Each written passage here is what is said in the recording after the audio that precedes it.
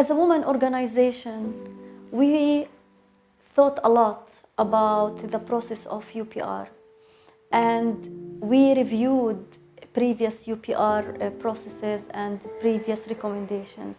And sadly, we couldn't really find specific recommendations that are related to women in general or to women under occupation.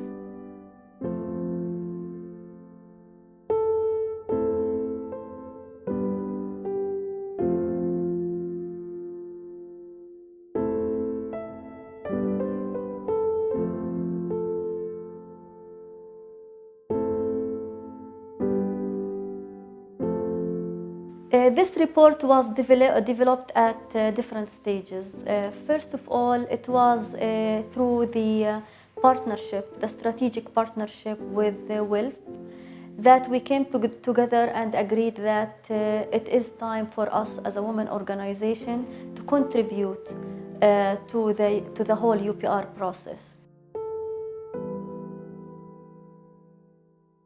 The report tackles different issues. For example, it tackles forcible transfer and forced eviction. It tackles settlements and settlers' violence, human rights defenders. This report is different from other UPR reports because it focuses especially on the disproportionate impact of Israeli occupation on women.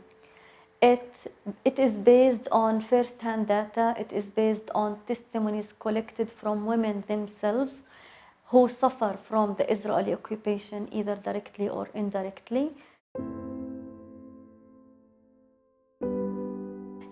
A review of the residencies that were revoked by Israel, we found that more than 14,000 residencies were revoked since 1967. The residency revocation is a measure that is taken by Israel through a temporary order that revolves around defining the center of life for Palestinians. And this policy only applies for Palestinians, which means that a Palestinian who resides outside Jerusalem, for example in the West Bank or Gaza, he or she will be considered residing abroad, therefore will be under a subject of residency revocation. In cases of a woman with a Jerusalem ID married from a man holding a West Bank ID, and she moves to live with her spouse in the West Bank, she will be subject to residency revocation and she will be subject to losing her social rights. Another issue that the report highlights is the issue of nitrates. And nitrates is an Israeli measure that is used as a tactic and as a means of intimidation and to force people to leave their villages. The nitrates happen in villages and areas that within a proximity of 2 kilometers from the settlements. And we all know that Israeli settlements are built in the West Bank on Palestinian land.